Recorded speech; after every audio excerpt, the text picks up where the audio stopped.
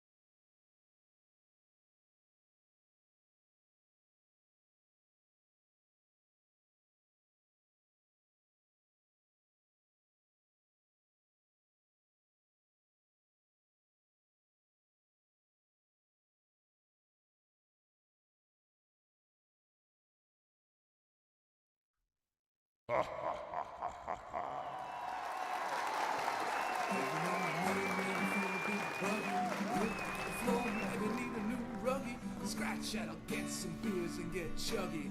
Nah, man, I know what I need. Some old man huggy. Old man huggy. Some old man huggy. Put your headphones on for proper audio quality, motherfucker. Recording in progress. What it do, what it do, what it do. It is your boy, Andrew Schultz, aka Mr. Goody Two Shoes, and who am I with as always? Joseph Huggins, aka Old Man Huggy. Talk shit or get off the pod, episode 176. Stonks and broken bones, motherfucker. What's up, man? How are you? Never been better. How are you? Never been better. Never been better. I don't know. That's wild. wild. My dad always, that was his go-to saying. Never been better. Yeah, people liked it, so I took it. Okay, that's pretty good. That's just a bold statement. You've never used that one before. Yes, I have, like literally last week. Oh, okay. Well, maybe I just don't pay attention. It's possible. Oh, well, that's I know good. for a fact I've used it before. But I've seen you and Shorty with the Face out and about, taking over the world, looking happy. Yeah. So I see you say never been better. It's like, it looks like it, man. yeah, I mean, we had a good weekend. Like, we went axe throwing on Friday. That was the first time I ever did that. Okay, it's pretty sketch. It's fun, but you're like, this could be dangerous. Like, if this bounces back a weird way, this could be bad.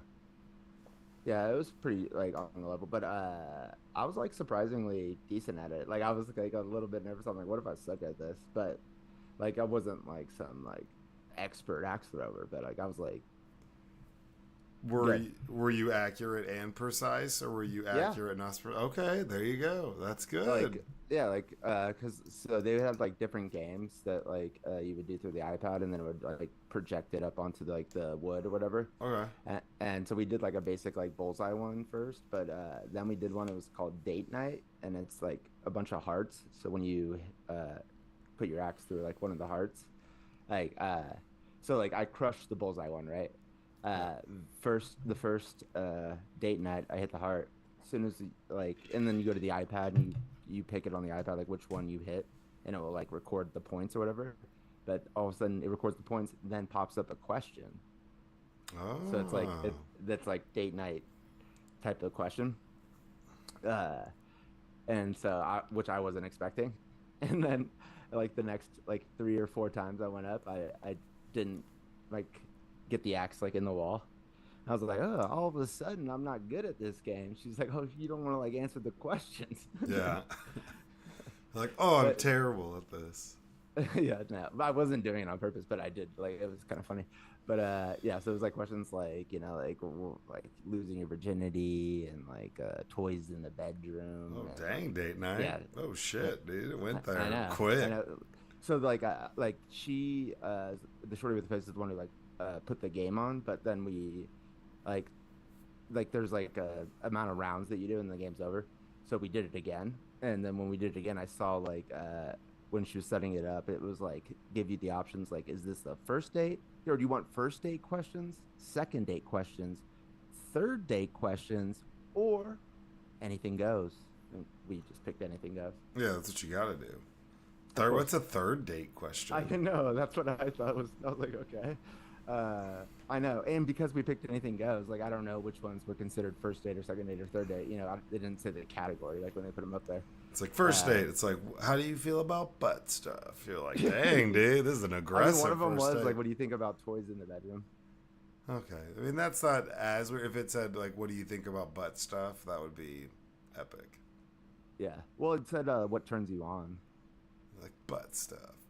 Yeah, if that's your thing. Yeah. And then on Saturday, her son, he races motorcycles or like dirt bike.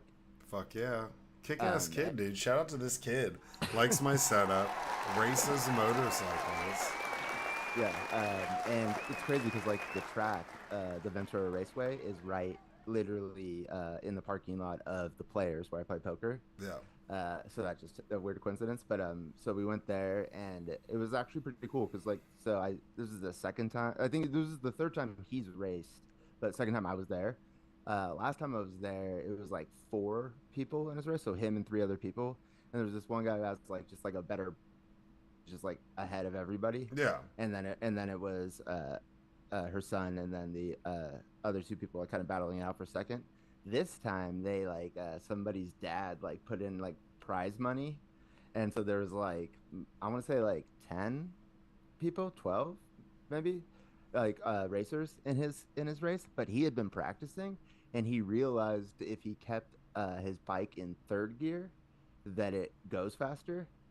So that motherfucker with the better bike is in this race. So he's off, like, it's like there's really no catching him. It's kind of stupid that he's even in the race.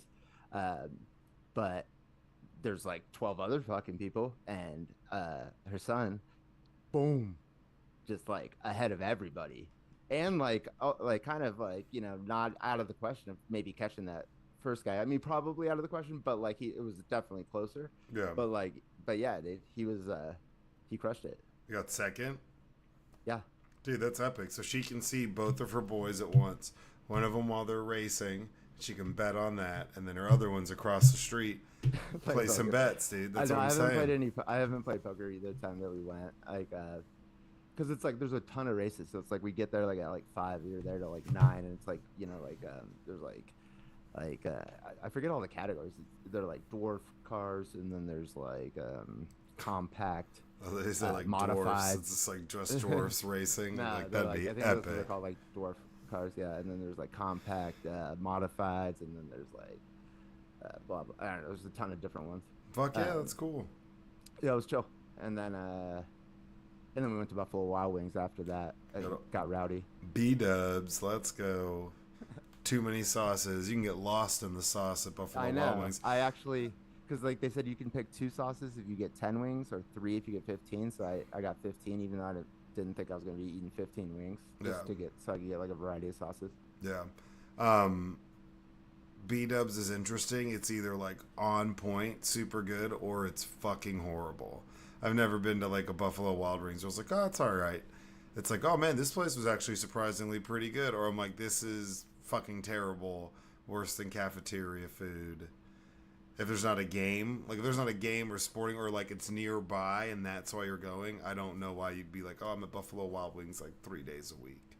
You know, those people exist, but I've never understood the obsession with it. I don't know, but I've been like, actually, it's weird because I've been wanting to go there for a while. I don't drink. I haven't drank in like 2 years, but like I'm like become like a connoisseur of like bar atmospheres. Like I want to like find like a cool, fun like bar to hang out with. Like I'm just like constantly searching out here.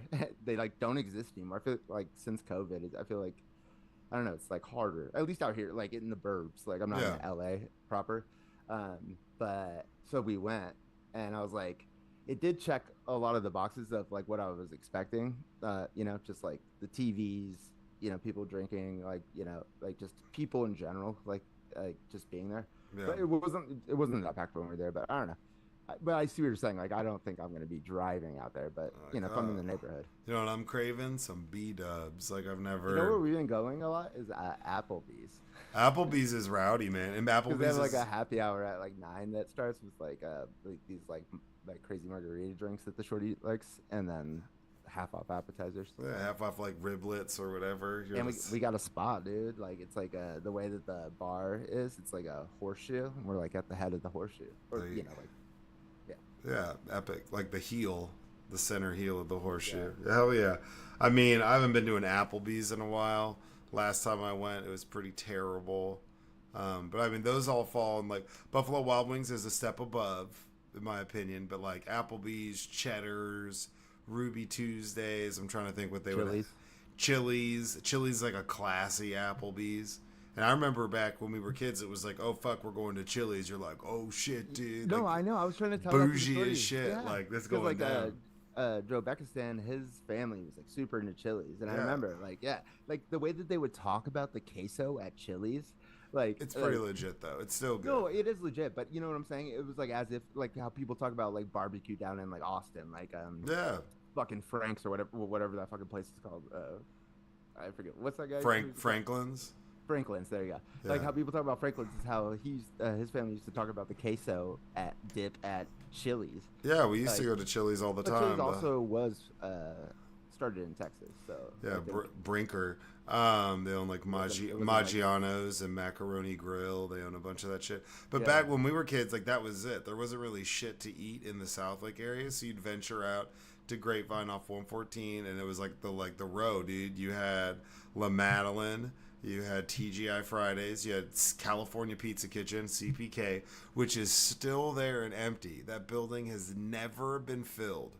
If you drive by it, there's still a California Pizza Kitchen sign on top of it. Well, I mean, when you say still, like, how long has it been out of business? Over a decade at least, Well, I like don't know. I haven't closer been, to I haven't two. been there in 20 years, bro. And it's wild because the way it's designed with all the fucking mirrors and everything, like you couldn't put anything else but a CPK in there. So I think that's why nobody's bought the property, is because I don't know what the fuck else you put in there. There was an Outback over there, but that was it. Like Chili's was the spot, dude. The My divorce. dad had his name on a boomerang in the bar on the wall at the Outback in Texas. That's pretty tight. I guess. We, you know, because what was it, like every other Thursday or something? And my mom was like, you have to take the kids out to dinner. So we would hang out with my dad once every other Thursday would be like his time to take us out. And that's where we'd always go, man. We'd go to Chili's or we go to TGI Fridays or something. We had like set servers that were like, oh shit. Because my dad was out there just balling, like tipping like fat, you know, leaving. I mean, shit, back then it'd be like 13% tip. It's like, damn, bro, you just blew my mind. You ready for me to blow your mind? At one point in my life, I worked at Chili's, and then when I get off, I go next door to the Fridays and drink. Boom. That's fair. I mean, that makes sense. I've always wanted to go in and get like hammered at an Applebee's, or Yeah. get hammered at like, you know, like a Cheddar's. Just like, You know what? shut the bitch down. I like, you know, like I don't regret not drinking, like, but like I regret not getting wasted at a Red Robin. Yeah, dude, with bottomless fries, you can get baskets of bottomless fries. And they had like crazy ass like mixed drinks. Like I was like, dude. They finally shut down the Red Robin out in like Grapevine. Finally, like last year it closed. That thing's older than us. I don't know. But I mean, it was like dilapidated on the outside. The roof is caving in and shit. And they'd have like a banner up like, buy one basket of fries, get them for free for the rest of your life. I was like, ugh. Like, man, if that roof didn't have like a skylight without glass, I would totally go in there and eat right now. But, you know, Red Robin's, man. What's wild, too, is in certain areas, you could still find one that's like clutch. You could go find yourself a TGI Fridays that would just be like bomb as fuck. Bomb as shit. But now, you know, and they're all dinosaurs out here. The Chili's is still there. The Chili's is still in Grapevine. Other than that, it's all died. The Chili's and the La Madeleine, everything else has been rebranded. Shit, the Movies 8. Remember the old Movies 8, the dollar movie theater? It's a Mexican restaurant now. It's like, and I've been in there. They turned a movie theater into a Mexican restaurant? Yes, and I'm in there That's kinda tight. I'm in there eating, and I'm like, I think I'm pretty sure I saw like Signs in here with Mel Gibson.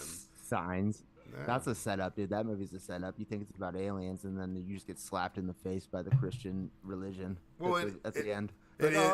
Oops, surprise! It's Catholicism. Yeah, it is. The build up in Signs is so good. I think we've talked about it before. When the alien walks by and they're at that Mexican kid's birthday party and they catch it on video, and it like pops out of the bushes. I mean, everybody was like, "Oh shit!" Like the build up to the alien was super, super good, unmatched. The build up in between Sixth Sense, Unbreakable, and then Signs. That's why that asshole can still make movies now. Is that one alien scene was like, it fucked me up. I was like, if I see an alien. M. Night? M. Night. And then his daughter just did a movie. I thought, what? Was Mel Gibson in Signs? Yeah, Mel Gibson. But he didn't direct it, though? Joaquin Phoenix. Yeah, he didn't direct it, though? M. Night directed it. Oh, okay. He wrote and directed it because he plays But Gibson brought his fucking Jesus Catholic shit to the table. He's probably like yelling out like anti-Semitic shit to like M. Night Shyamalan. He's like, dude, I'm like Pakistani. Yeah, he's like, what are you talking about? I don't know if he's Pakistani. I don't. Isn't he like Southeast Asian? It's gotta be. I mean, I'm gonna go out on a limb and say He might yeah. be British, but like Yes. from India.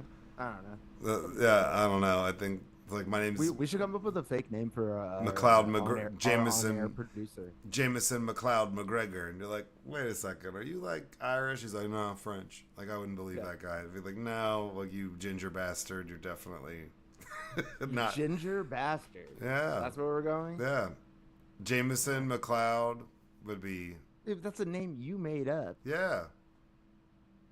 So it's M Night. That's like name his parents made up.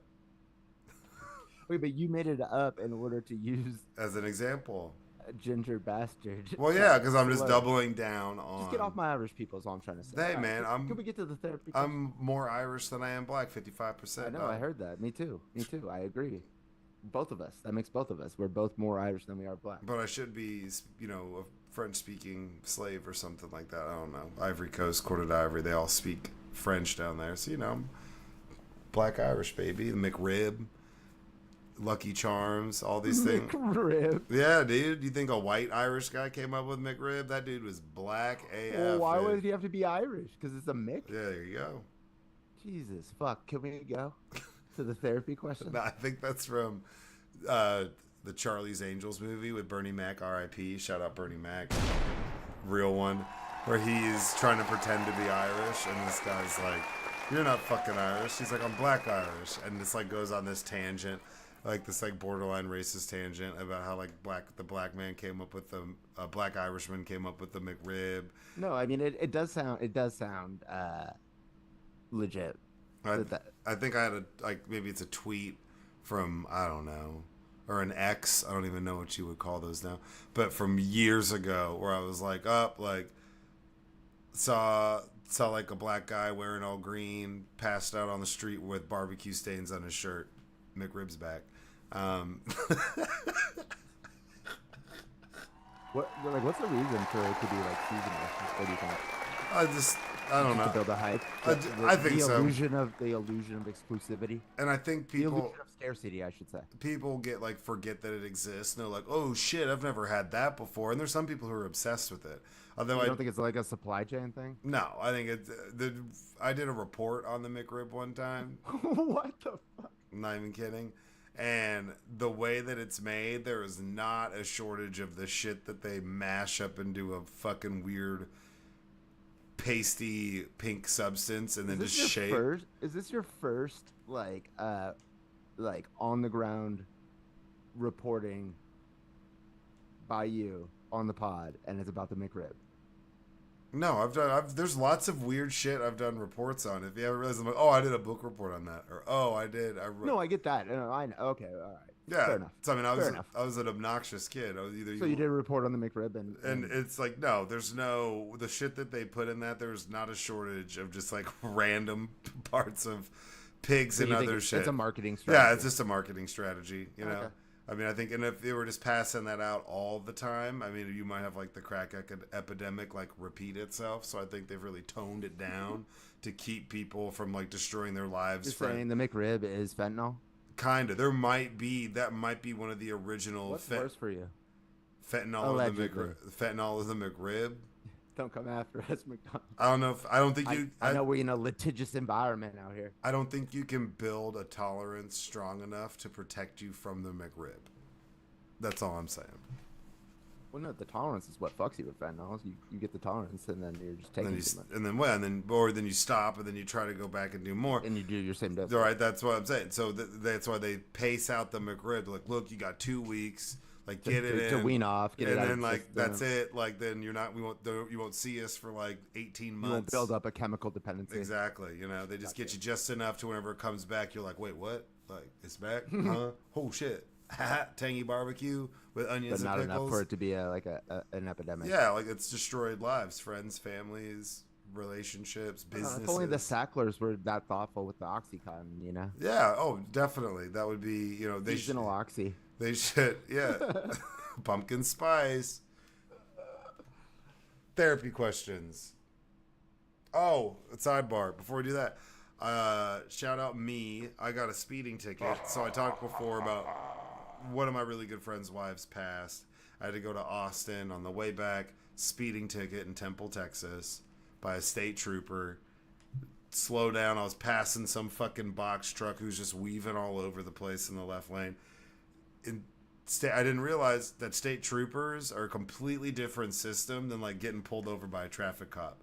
So like, here's the ticket. There's no way to deal with it online. You call this number, set something up. I'm like, oh, okay. They're like, yeah, you call this number and you can figure it out. So I'm like, okay, cool. I can call this number, get put on like deferred adjudication or whatever, and get this ticket off my record. Do some stupid video or whatever to make the ticket go away, but pay the ticket. Nope. I've spent a month calling this fucking number. It just rings and rings and rings. And no one ever picks it up. Ever. So tomorrow I had court at 9 a.m. in Temple, Texas, which is about 2 hours away from the DF Dub. So I have to drive all the way through Waco. Might as well just be going to Austin. Like you're almost fucking there, right? So finally, I was like, all right, I got court tomorrow. Got to handle it. Finally, I call. First ring, hello? I'm like, whoa. Listen to this shit. So number one, you can't, if I show up to court tomorrow, I just pay the ticket. So I'm like, hey, I have court tomorrow. I want to get it dismissed.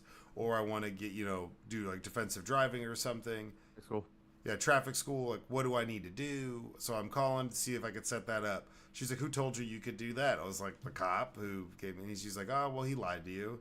She was like, so there is no, if you come tomorrow, you're just pleading guilty and you're paying the ticket. And I was like, so I can't like plead, I can't talk. She's like, no, we do things different here. Red flag number one. So she's like, and I was like, well, I don't want to get a warrant for my arrest, so I plan on being there tomorrow. Oh, we don't issue warrants for traffic citations. Yeah, right, lady. I was like, what? She's like, but you can email me your plea. That's a setup, bro. You can email us your plea, and to talk to the judge or talk to the county attorney who decides what I do with it. You have to plead not guilty, submit that. You can either do it by mail or by email. You have till 5 o'clock today. Send me all the information on your ticket, your information, and then we'll get back to you. And you'll have to come down here for court to talk to this guy in end of July. I was like, what? She was like, yeah. So I emailed like, hey, I plead not guilty, and yada, yada, yada. And then the same lady emailed me back like, all right, you're accepted. We'll hit you up. Have a great day. So I don't have to go to court tomorrow, which is awesome. Because to get to Temple from Dallas and be there at 9 a.m., I mean, I'm leaving here at like 6. It's going to take at least 2 hours to get there. Waco sucks, so I don't even know what the traffic's like there. But, I mean, I always say you're either in school on drugs or you own a business. If you live in Waco, there's only like 3 things. You're not like doing anything productive other than like School, because that's where Baylor is. School, because you're in Baylor, or you're just like dealing drugs to everybody. It's like, I don't know, like Abilene or something. You're like, what? Well, aren't you like murdering people if you're on the basketball team? Didn't that happen? Yes, that is true. That you could now. I think they've cleaned that up a lot. Aren't you like in a firefight with a bunch of cops in your compound with your Colt? True, or getting into a fight with a bunch of other bikers, and then because there was that big biker brawl where like they arrested like 60 bikers, and then they all got to walk away scot free, except for the ones that like the cops just like, I guess, executed in the parking lot, because they were basically like, right. They're like, now you guys didn't do anything wrong, and they're like, well, there's like 5 guys that got shot, so okay.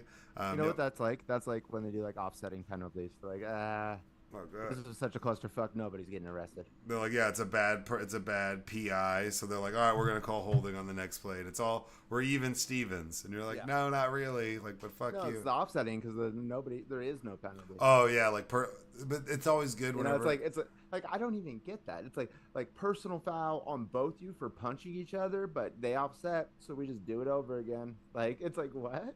The wild ones on that though, or when somebody like beats the shit out of somebody and the other person, it's like illegal contact. So it's like a 5-yard penalty, and then what should be like a 50-yard penalty, and they're like, right. And they just offset. Like those Yeah. offsetting penalties. Right, just because Replay first a down. penalty on either team, Yeah, that's at it. the same time is offsetting. Doesn't matter if they're equal penalties or not. He tripped him, but that guy grabbed the other guy's dick. So I'm surprised that you don't see that more often. Like when like maybe like the defense jumps offside. You know, like how they have like a free play. The quarterback will just throw it up, knowing that if it gets picked, it's coming back because the defense already jumped offsides, but they let the play go. At that point, like why not just take a cheap shot at a fucking defender? I mean, you could. I mean, but I think. And then there's offsetting. like, We'll just do the play over. do it over. Micah Parsons out of the fucking game. Your boy's down, dude. Up, we gotta get up, bro. We I'm gotta surprised replay that that. doesn't happen more often. I wouldn't say do that, like, 'cause that's like a fucking dick thing to do. I'm just saying. But you could but do that. NFL teams are not above. Yeah. You know, they put bounties on people's heads before. You know. True, Bounty Gate. Fuck yeah. Which was, I mean, that made sense though. Me too. I mean, I agree. Like, I mean, but also we played football. It's like we get the culture. 50 G's, you break that guy's leg. I'm like, oh, I'm diving at his ankles all day. Like, that's it. This dude's done. Are you kidding me? That's more. Right. I play on special teams. That's about what my check is. And 50 G's is my number. Yeah, and that's tax free. I mean, they're definitely paying that under the table. It's not like 100%. It's not like it's extra, like on like your pay stub. There's an extra like bump where it's like 2 dislocated elbows plus 75,000. You're that's like, coming through on the Venmo private. Yeah, that's a bonus, so it's taxed at 30%, so it's a little bit higher, but you can get some of that back when you file your W-2. I'm trying to get my bounty money back. It's like handed to you in cash at the strip club. Right. All right, therapy question number 1. Is war with Iran a bad idea? To preface this, apparently we have now 300,000 troops that have been repositioned and stationed in the Middle East. There's been a lot of talk about us going to war with Iran at some point in the near future within this year. You know, we got our drunk-ass Secretary of Defense, and we have, you know, obviously the tariff king himself, Donald Trump. There's been a lot of discussion about there potentially being a war with Iran or some sort of conflict that we're about to get into in the Middle East. Is this a bad idea? 100%. Well, why do you think it's a bad idea? Well, first of all, the people that would be running that war are incompetent fucking dipshits. Second of all, they're not starting that war for the right purpose. There would be the only way that because Trump's the peace president, right? You know, that's what he tries to claim. Like, you know, there was no wars when I was president. And a lot of people, like, a lot of times I hear people talk about that as like a reason why they like Trump. So the only reason why he would do that would be to distract the public from whatever fuckery he's like up to, you know, off on the side, grifting, whatever the fuck, like the economy's tanking, let's go to war. You know, that's the type of shit that this administration would probably do. Not like no. The reason why the United States, like in just like normal times, is an adversary with Iran is because Iran is a state sponsor of terror around the Middle East, the biggest in the entire world. They fund the Houthis, Hezbollah, Hamas, these proxies in Iraq, these proxies in Syria, and they like their whole goal is to destabilize like the Sunni nations because they're a Shiite country, Iran, and well, Iraq is too, actually. So that's the thing. Iraq is majority Shiite, but Saddam Hussein is a Ba'athist, which is a Sunni. So they were the minorities, but they were in charge. So when we took out Saddam and made it a democracy, well, there's more Shiites in Iraq than Sunnis, so the Shiites are in charge now. And guess who was also Shiite? There used to be their enemy, Iran, next door, but now they're working together. So we kind of like, you know, we had a check on Iran with Saddam, but like after we took him out, like now like Iran's like all up in the government of Iraq, like trying to like make shit happen. So that's just a side piece. But they're trying to like the Ayatollah and the mullahs, the regime there, they got to power through a revolution. They overtook the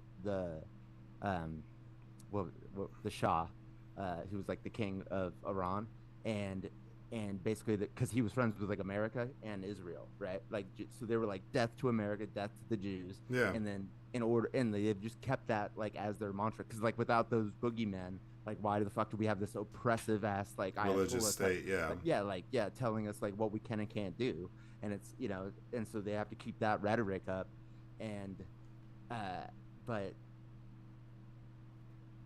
like the reason why we would go to war with them is because we're going to develop a nuclear bomb, and that's it.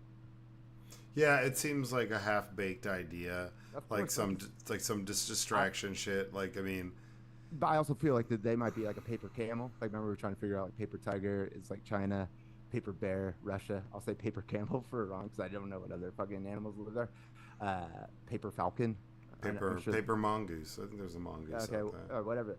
But like, I mean, Israel's already kind of exposed them. Like as far as like they shot missiles in there and like into like the fucking neighborhood where their nuclear research facility is. They like fucking like just decimated Hezbollah with the walkie-talkies.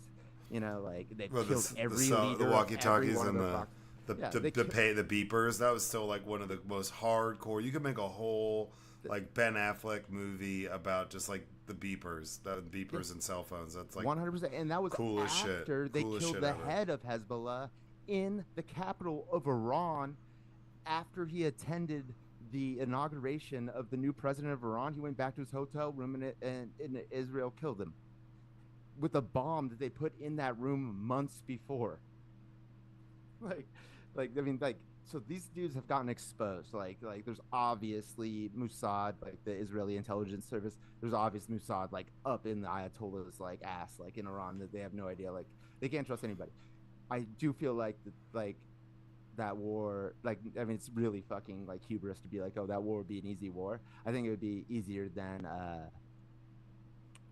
like people would think. Yeah, I mean, if your goal was just to like topple the regime, get the fuck out. But if you have to like nation build, but that's what we would be doing, is we would topple the regime and nation build. No, because there's a vibrant ass society. It is a democracy, kind of. The Ayatollah, like, they do vote for their president and shit. The president just doesn't have a lot of power. Yeah. I mean, they has power on like domestic or like foreign. I don't know what it is. It's either foreign policy or domestic shit. They can make some calls, but really, it's the Ayatollah's in charge. Who is not in good shape. So there could be a success there, and that could lead to instability within Iran, and maybe shit changes revolution on its own. But like, just go to war with like Iran. No, what the fuck are we talking about? Or we should just like stay away from like going to war with people in the Middle East. 100%. And toppling governments. We're not like really, we're not like super good. We had a fucking nuclear arms agreement that us and like 10 countries spent like 2 years on with Iran, and it was great. And then like Trump came in office, ripped the shit up, and now they're like literally could have a nuke. They've enriched their uranium so much past, so you need to be at 90%, but once you get to 60, it's easy. They're at like 60 plus, and so it would take them 7 days to get to 90, and then boom, they have a bomb. Yeah. Yeah, it seems like a bad idea, like some distraction. Israel might bomb them. I mean, like for real. Like they were talking about like that they were gonna hit their take out all of their nuclear facilities, like I'm gonna say like 6 months ago, or like when they were lobbing missiles back and forth between each other. Remember? Yeah. Yeah, like they were like seriously like the former prime minister of Israel I saw on TV talking about how they should take out all their nuclear facilities today. Like it was like, what? Well, I mean, Israel's got they've been busy blowing up other shit. So like hospitals, schools, safe routes for people to leave. Like, oh, get out of Gaza, go. Take this road, just head down 150, not even 150 miles. Just drive a good 50 miles down the road and you can get out. And, Egypt will let you in. But, we'll probably bomb you before you get to the border. Egypt's not letting anybody in. Well, I know. They know that. But, I mean, I doubt. I'm sure. Trust me, they know. Everybody knows. They're like, wait, really? Like, yeah, come on. Get out of here. Just fucking with you. I mean, so I'm sure they've been distracted blowing up other shit. But I mean, I think we've talked about it before. The Mossad is like super hardcore, and their intelligence and spy network is fucking unmatched, kind of awesome. I'm sorry, when you can just like divert, collect a bunch of beepers and phones, and then just like blow people up that you're like, are you that definitely want to do you No, harm? set up a shell company in Hungary years ago. Have somebody inside Hezbollah convince the decision makers that they should be talking on walkie talkies so that they don't get tracked on their cell phones. Oh, and I happen to know a guy who sells walkie talkies, and then just have bombs in all those walkie talkies for a year plus. Yeah, and then it's like, oh, here you go. Just set it off. Yeah, all at once. All of them done. At 2,000 once. people done at one time. Insanity. That's pretty crazy. Therapy question number 2. What movie made you cry as a kid? 2 Girls, 1 Cup. Okay. No. I did watch that as a kid, unfortunately. I think everybody did, because it was like, I know. holy shit, dude, do you want to see something crazy? So remember I've been saying there should be a movie about it? Like, either a fictional movie or like actual, like, like a true crime. Like a documentary.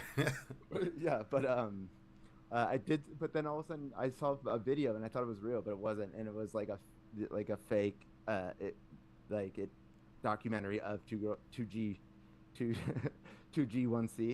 and it was like, and then like these guys were having like testimonials of like when they saw 2G1C, and like I was like, what the? I was like, somebody did it, and then I was like, no, I think this is just like a TikTok video, but I can't. I seriously thought about this for a while. Like I don't remember like crying. Like I'll cry and like watching a movie or TV like quickly. Not I don't know about quickly, but like I'm not If it pokes you. 100%. I'll get emotional. Yeah. But as a kid, I can't even remember of like crying at movies like that. I think movies that made me sad to where I teared up and cried as a kid, and not like sobbing cried, but like cried. All Dogs Go to Heaven. Oh yeah, there you go. That's a good one. Fucked me I up. don't know if I cried, but yeah, that did fuck me up. And I think you're more likely to cry now as an adult watching that movie than you would be a kid, especially if you own a dog. And then Backdraft, bro. Backdraft. Yeah, dude. I don't know why. I'll remember it vividly. I remember sitting at my mom's boyfriend's house, like on the floor. We're watching Backdraft. Have you ever seen that movie? I've never seen it. I've been to the set though, because Universal Studios has the Backdraft. Yeah, and it was just intense as fuck. But Kurt Russell. Trying to think who else was in it, but yeah, there's a part where there's 2 brothers, they're firefighters, and then Kurt Russ, dies, and I'm sitting there and I'm like, I don't have any brothers. I'm surrounded by all these stupid girls. I hate this. It was like this brotherly bond thing, and it just made me like had some tears going down my face. And I remember my mom being like, "Are you fucking crying?" And I was like, "This is why I'm crying. I wish I was like, I wish I had a brother." But yeah, I don't know why that movie fucked me up when I was a kid. I watched Backdraft and it made me cry. That's crazy. Yeah, right. I don't like. I was trying to think if I had like that experience of but I don't think so. Maybe it's just because I wasn't really like understanding like the movies like on a level that they were supposed to be, so I just wasn't connecting. I don't know. Yeah, I mean, I was lucky growing up with my grandpa, my mom's dad, who spent forever worked for the AP, interviewed all these people, like just like deep into the film industry. So if I watched a movie, I would always have to watch the news with him before I could watch a movie. And then the movies we would watch would be like, we're watching African Queen. Like we'd watch all these old Academy Award winners, all of these older movies, and he would sit there and explain shit to me. So I understood what was going on in movies fairly quickly. Or probably younger than most people would. So I was just like really enthralled with the story and the conflict. And then whenever Kurt Russell's dying, it's like, damn, that it really fucked me up for some reason. I'll never forget that. But Backdraft, the first time I saw it, I was probably 7, something like that. Just sitting there tearing up. Like, I don't think I watched that movie again for like 10 or 12 years. I was like, I can't. Oh, but you have watched it since? Mm-hmm. Okay. I was gonna say you should probably get back on there. You probably it didn't make me. Trauma. Didn't make me cry the second time. But that's what I was like. That was one of those moments where I was like, "Fuck! I wish I had a brother." Like, because it's all about brotherly bond and shit like that. So, therapy question number 3: is golf a sport? Yes. Do you use your body to play it against people in a competition for money, yes, that's a sport. There's a great bit by George Carlin where he's talking shit about how you can make sports better. I think he says like in basketball you should just have like a raging fire across the half court line. So he's like, so we want to talk about a real fast break, like set the middle of the court on fire and watch the motherfuckers run. But he says that golf isn't a sport, and he's like, because he's like, you're hitting a tiny dimpled ball with a crooked stick, and then you hit it. What's hockey? And then you follow it, and then you hit it again. He's like, you should just pick it up. You're lucky you found it the fucking first time. I would say that's a dumb take, bruh. It's go back and work on your routine, whoever that guy is. Well, I mean, he's currently working on. He'll be working on his routines for forever. He's probably overlooking. Good. It's a really funny bit though.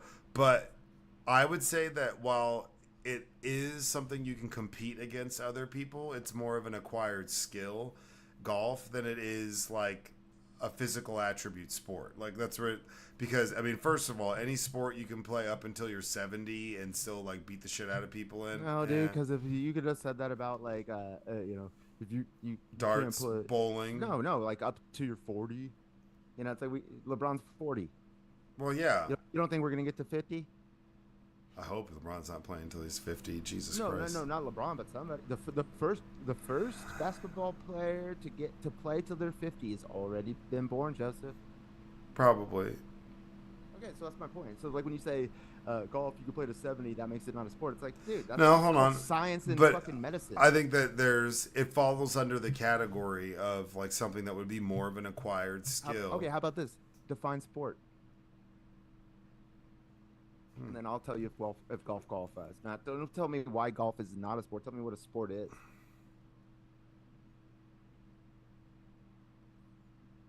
An activity involving physical exertion and skill in which an individual or team competes against another for others' entertainment. So I mean, golf. Okay, every single one but what I'm saying that while it is a sport, it falls under. There's different categories of sports, in my opinion. Yes, it's not a contact sport. So it falls under something that would be like billiards, like bocce ball. It's something that is more not even like cricket. What's it called? Croquet. Croquet, where it is an acquired skill that anybody could pick up and play regardless of physical attributes. It really comes down to, do you have the time and the money and the patience to get good at it? That's not true. I mean, think about it. I played an insane amount of golf. Is pool a sport? Yeah. Whenever we were growing up, who's the best at pool? Is the motherfuckers who own a ball a sport? No. But is competing against people in golf a sport? Yes. Is going to the bar and like shooting like a pool ball around a sport? No. But if you're on the circuit, with Black Widow. That's the only pool person I know. But the people who own a pool table, the people who owned a pool table, owned a dartboard, were always the people that were better at that shit than anybody else who didn't. Motherfucker. Like that's why the Canadians are good at hockey, dude. They got the ice. It's an acquired skill more than is like it doesn't matter like what you are. Well, the Hawaiians are good at surfing. They got the waves. Nah, man. I mean, technically it's a sport, but it's more of an acquired skill. It's something anybody can get. Anybody can get. Is surfing a sport? Yeah. If you're competing against other people. Okay, but is it golf? But you got to get good at. You have to have the ability and the means to get good at surfing, which is something that, like, if you play soccer, every sport, basketball, football. Yeah, but we were talking about golf. So if you're saying golf, hockey, lacrosse, some of these things, the admission to just be able to play casually is like insanely high. No, I agree. There is a barrier of entry. Like, it is expensive. Those sports are expensive. That's why soccer is like the global sports, because all you need is a fucking ball. I said that to somebody, and they were like, "No." I was like, "Yeah, it's like the cheapest. It's like the easiest sport to play because all you need is a ball." Take your flip flops off and put them on like either side of each other. There's your goal. Like it's like all you need. Like anybody can get good at soccer because it's easy for you to pick up. Just like anybody. That doesn't. But the barriers to entry do not disqualify it as the sport. Like, I mean, I think it just puts it in a separate category. Catamarans. It puts it in a separate category. Yes, if you're boat Okay, racing, a subcategory. No, they're all sports, and then there's subcategories of sports. Yeah, and that's that fine. and that would, that's fine. and that's more of a pay to play, pay to be able to play category. Nobody's a casual everybody golfer. who says golf is not a sport are people who just don't golf. No, I'm not saying. And falls like, under the and have small dicks and feel like that their machismo is like they're harder. It falls under the category of pay to be able to learn how to play. Where in a lot of sports don't, and I think that's why people discount it, because of the admission fee at the gate to get good at golf is very expensive. Doesn't matter how old you are, what you're doing, the shit's not cheap. Oh, I need a new driver. Okay, $400. I need a whole bag of clubs. I need to have shoes. I need to be able just to go to the driving range. I was explaining to this girl who works for me because she's like, I need to find like some dude to pay my bills. And I was like, I don't understand why girls don't do this. You should just like hang out at a driving range somewhere and try to learn how to play golf. If it's a those guys have money to spend and on if golf, it's a Thursday afternoon at 2 and there's some dude out there hitting golf balls for 2 hours, like that dude's got money because that takes time. Most of us motherfuckers are at work on a Thursday at noon. And if this dude's just vibing out hitting golf balls, he's gonna. That's rich man, poor man. That's rich man, poor man. You're either really rich or you're poor. Cause like I remember being broke like when I was like 20, and my parents lived next to a golf course, and I would go to the driving range, and you know what you could do? They have a putting green, free. Chipping like a little green, free. So I could hang out there and like drink some Keystone Lights, and not spend any money.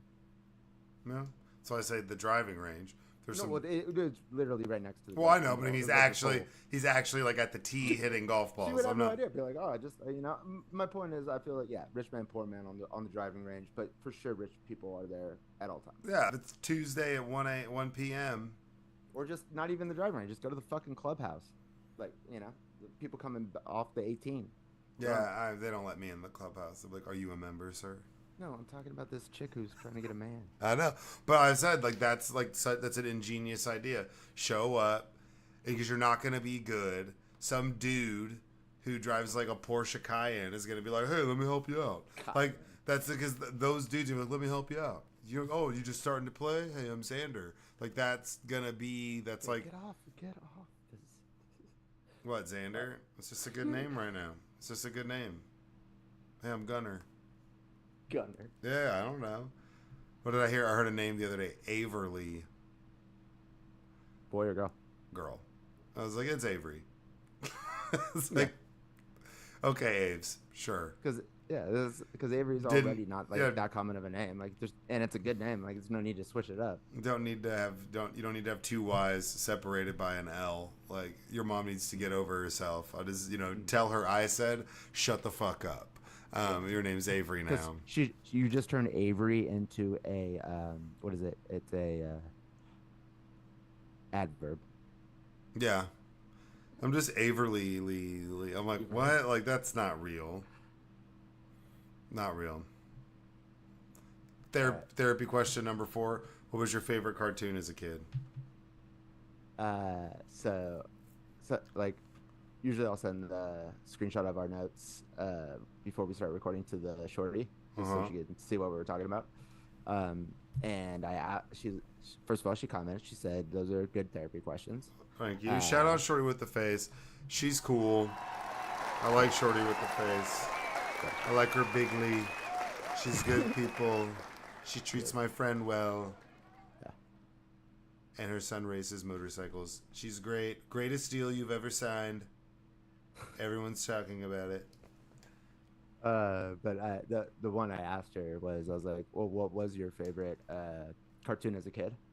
And I'd already thought about mine, and I came up with 2. Okay. And she said the exact 2 that I was gonna say, Rugrats and Doug.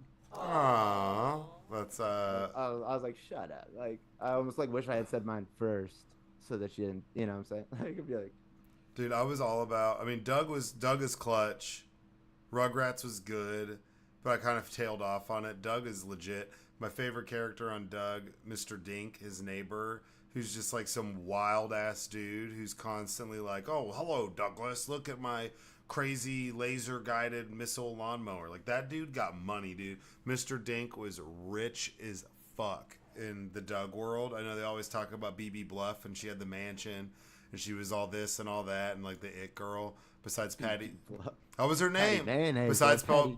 besides Patty, but Patty Mayonnaise was like pretty fucking basic. Like she was cool. She was like, you know, that's like the glass ceiling for Doug is Patty Mayonnaise. But everybody else loved like BB Bluff. She had that money. She had that cheddar. Everybody was hanging out at her house. But Mr. Dink, low key, had like the craziest inventions and contraptions. Like I would kill to have a fucking neighbor like Mr. Dink, dude.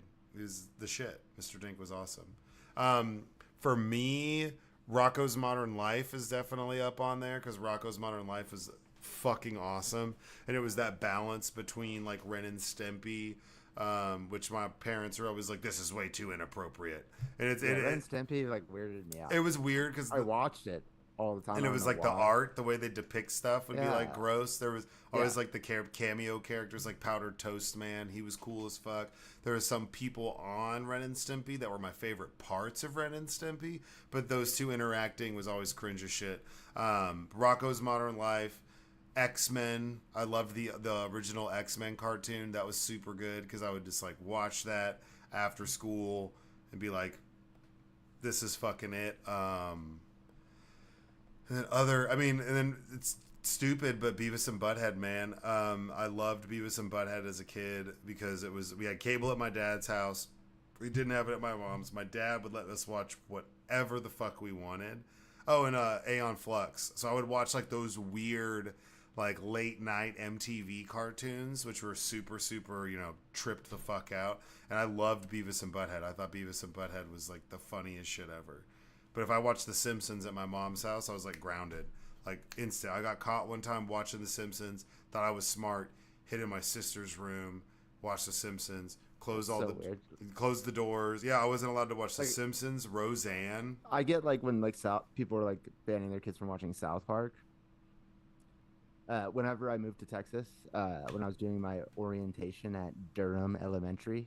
Oh yeah. So. Dude. Like first day I was ever at the school. Shout out Durham. I knew Miss Durham. Miss Durham. That's the name of where Miss Durham was my nurse. I didn't know this was a real person. Yeah, her husband was Don T. Durham, who's the school's named after. He passed away, but Miss Durham was the school nurse at Carroll Elementary when I was a kid. So I puked one time in class in first grade. Got sent there. Miss Durham's like, "Joe, what's up, Joseph? Get these crackers." Like Miss Durham was okay. Dead ass. Gives a shit. She was super, super sweet. And then we went to that school and I grew up and I was like, oh shit, like you felt like you knew a celebrity? Kinda, yeah. I go to the school named after your husband. Because her dad. She was a sweet old lady. Like, she was a sweet old lady. Like No, he was a superintendent there for decades. So he was like there whenever it was like, you know, South Lake was mostly meth and a lot of land, and then it like made that transition, and they were like, no, there's still some meth, but like we've developed the land. He was a part of that like school, but he was the superintendent there for something like 30 years on some. Okay, well, all I was gonna say is Chauncey shit. Like, other than the school that me and the shorty went to in kindergarten, first grade, I went to private school after that up until I moved to Texas, so I only wore a uniform when I got Bougie. There. Sounds like someone who plays golf. Bougie. Sounds like somebody who thinks golf's a sport. I did go to golf camp. Yeah, dude. Get out of here, dude. Sunset Hills summer camp. No. What was I trying to say? Oh, they said to me in the office that the one thing I remember is like that I was not allowed to wear a South Park shirt to school. Mm-hmm. And I'd never even seen South Park. I'm like, what? Well, I was being introduced to South Park by them telling me not to wear a South Park shirt. I was like, what's that? But we went to a goofy ass school, like, you know, 7th grade. They thought I was in a gang because I drew Wu-Tang W's on my homework. And then they thought I was in a gang because I was in a gang. Well, kind of like, you know, the Nasty Patrol. But yeah. And dog biters all day. I remember those days. That was some wild shit. Yeah, you couldn't wear South Park shirts to school. I remember there was a kid. His name was Paul Newkirk. Not Paul Newkirk. Paul Nelson. You remember Paul? Wild as fuck, dude. Paul Nelson was crazy. I swear to God, I was just talking about him, but I couldn't remember who exactly it was. But I got suspended in 6th grade for scratching my forehead with my middle finger to Mr. Hutchinson, the music teacher, because Yeah. he made fun of the way I sang. Yeah. But like the explanation given to me was that Paul Nelson had just gone into the cafeteria, stood up on the table, and did like the Suck it. Yeah. I Yeah, remember that. He was like, suck and they, it. and they Suck had it. and they suspended him. So then, like they felt obligated to suspend me or something. I think that was either that or that happened at the exact same time because I think he I was, remember in that. the office with me. I was And- there when that happened. That shit was Yeah. wild. That was one of the coolest things I've ever seen. So I was like telling somebody about that story, and I was like, "There's this kid who did like the suck it." I'm like, "Who was that?" Paul Nelson. Paul Nelson, Ginger, Cowboy boots. no, like cowboy boots, and he wore camo every day to school. A camo jacket, camo pants. He was just like full blown fatigues every day, and I think the first time I shot a gun, I hung out with Paul Nelson after on a Saturday. Went over to his house. His parents owned this huge piece of property in some like not Southridge Lakes neighborhood, on the other side of South Lake. We were out there roaming around, and his older brother was there. He's like, "You guys want to shoot this 22? You shoot these guns?" I was like, "Fuck yeah!" So we were out there shooting stuff, but he got suspended for a multitude of things, and I remember all the parents, everybody's kids' parents were afraid of Paul Nelson because I remember it was right because that whenever we were in 6th grade is when Columbine happened. Yeah. So Columbine happened. Parents pulled their kids out of school that day. Like it's gonna happen at Durham, like spazzing out. And there was like a pack of parents, my mom included, who were like, Paul Nelson's gonna shoot the school up. Like convinced that this kid was going to end up. And he was actually super funny, pretty chill kid. He was just wild and he didn't take anybody's shit. So that was like, he was like legendary, man. That just made me. He's like a good old country boy. I guarantee you he's never voted for Trump, even though he grew up in Texas and talks like this, like. Oh yeah, he was real like, hey now. And Yeah. he was just like bright red ginger kid. Yeah. But he wasn't. Skinny. But yeah, but he was scrappy, dude. Like he would fight. He would fight a teacher. He didn't give a fuck. Like never met. I mean, I've maybe met 4 people like that in my life who genuinely gave zero fucks about from the jump authority figures. There's another guy who went to school with Brandon, who I'm still cool with.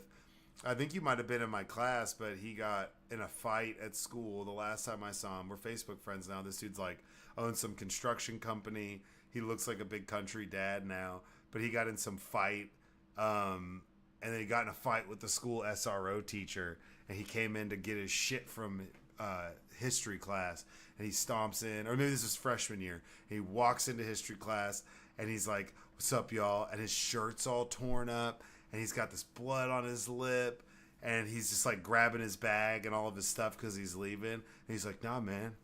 Mario wanted to talk some shit, so we threw hands, and I feel like I remember this. I gotta fucking go." And he's like, "So I'll see you guys later. I love you guys, but I'll probably never see y'all again." And just walked the fuck out of the room. I was like, legend. He was in a Tool. No. Okay, first of all, fuck that guy. And I'll tell you why. I returned a punt for a touchdown in a football game sanctioned by the state of Texas, and it got called back because Brandon decided to fucking shove some fucking random kid in the back, like onto the ground, like clipping, but like that had nothing to do with the play. So it gets called back, dude. I did the Happy Gilmore where I rode the horse with the ball, like in the end zone. The other team, our other team, back then, because we had like multiple teams per grade, was playing after our game, so they were like stretching in the end zone as your boy scores. It was like fucking amazing, and then we pulled up the tape when we the next week when we got to school, and just see like. I remember that actually. Fucking pissed. Because I think about Brian Sandall. He got a block in the back. I ran a 95-yard crawfish little bubble screen for a touchdown against Waxahachie, and he shoved some kid in the back. And that's when I fucked up my middle finger, was on that play, because I had to put my hand down to stay balanced and then took off, and I messed up some tendon, so it's still wonky. It works fine, but it's puffy where it shouldn't be if you look at it compared to my other middle finger. And yeah, man, blocking the bag. I was so pissed. I'll never forget that fucking asshole. And now whenever someone's like, "Man, your finger looks weird," I'm like, Brian Sandall. You know what's so weird is like you still did that, right? Like I Yeah. still ran that pump back, but like it does diminish the fuck out of it. It feels like it doesn't even count, even though nothing changed other than like something that had nothing to do with me. Yeah. But yeah, like I would. Well, besides your football, that was one of the most hardcore things. I saw Paul Nelson do the Suck It because that was peak wrestling, WCW versus NWO, Revenge on Nintendo 64. Like, people were doing the rock bottom at school. There was like, doing belly to back suplexes at recess because for some reason in 6th grade we still had recess and we had no business having recess at that point because everybody was just like beating the shit out of each other. There was this like, Is that when recess stops? no, but it was when we had recess on like the side, like on the side of the building, so we couldn't even go I to feel the. like sixth grade is fine for recess. No, we were just all wild as shit. So it I wasn't know, like but, we like, weren't what, are you doing gonna any. not let us do it. We weren't doing anything productive during that period of time. Just anybody. But yeah, I remember I got to get back on. I also wore a whoop ass shirt. I wore like 100% whoop ass shirt. That was my sister's that I stole. And I also wore a Beavis and Butthead shirt one time to school. And I was like walking around with my jacket zipped up because I was like, I can't wear this shit, but I'm gonna wear it. And someone would be like, "What's that?" I'm like, "Zzz," and they'd be like, "Oh damn!" And I got in trouble for that. I was in Mr. Key's office. And fuck Mr. Key, what a douche, dude. Yeah, what a douche. Assistant principal, energy, because he was. But Sticky was a good kid.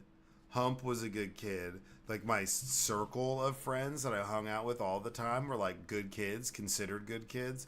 So I remember I'd get in trouble for something, and Sticky'd be like, "Nah, that didn't happen. Joseph would never do that." I had like this like squad of people that would say that I didn't do something when I totally did it.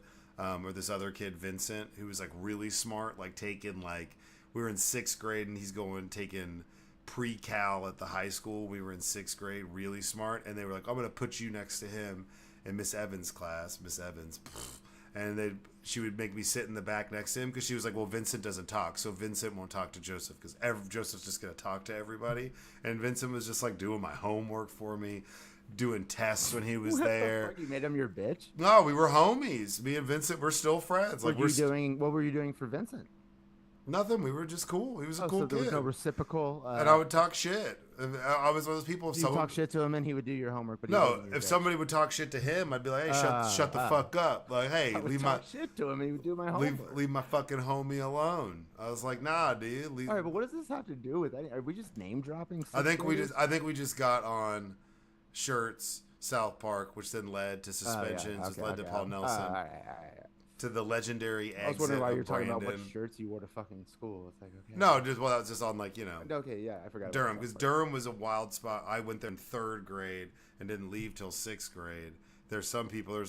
They extended it to where some people were there from preschool or kindergarten until they were in 6th grade. You were in one fucking building, so it was a shit show. We're gonna move on to topics. Let's just take a break to the top of the hour. We'll start quick. 8 minutes. Yeah, All right. at most. All I right. just want to take a piss and grab water. All right. We will be back in 7 minutes.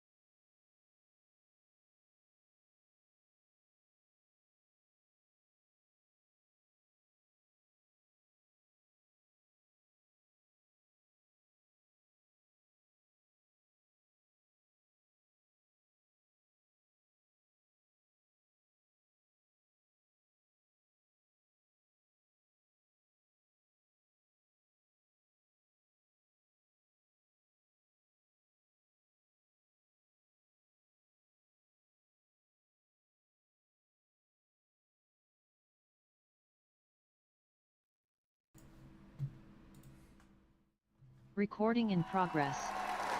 All right, and we are back for the topics. We got 4 of them, I believe. So it's just the Wall Street Journal by Liz Young wrote this article. A step-by-step look at how Trump's new tariffs will be implemented. Complex formulas, stacked duty rates, and how companies calculate what to pay. Companies are scrambling to prepare for President Trump's new reciprocal tariffs to take effect at 12:01 a.m. Wednesday. We're currently recording this at 10:01 p.m. Pacific time. So, the tariffs just kicked in. It is 10:01. That means 12:01 your time. Yeah. It was probably Eastern time, so it probably kicked in an hour ago. Okay. But who actually pays the duties, and how do they figure out what they owe? Tariffs on imported goods are typically paid after shipments come into the U.S. Levies are typically paid after shipments come into the U.S. Levies aren't collected at a toll booth as goods cross the border. Instead, importers must calculate and pay the duties electronically or by check for each shipment that enters the U.S. To get it right, companies typically employ licensed customs brokers, much as they hire accountants to handle their taxes. Here's a step-by-step look at how the tariffs are collected. Who pays? Companies importing goods from olive oil and t-shirts to cars and iPhones into the U.S. might owe taxes based on the value of the items, where they were made, and what materials they include. New tariffs take effect April 9th for countries such as Colombia, which exports coffee to the U.S., Vietnam, where many retailers source shirts and shoes. I believe it's like 70% of Nike's shit comes from Vietnam. Yeah. And China, which manufactures items from patio furniture to children's toys. Those duties in some cases stack on top of earlier tariffs, such as additional levies on goods from China that Trump has piled on, as well as product-based tariffs that have been in place for years. When and how do they pay? Before the items are shipped to the U.S. by sea, air, rail, or truck, importers file paperwork electronically with U.S. Customs and Border Protection with details about the cargo.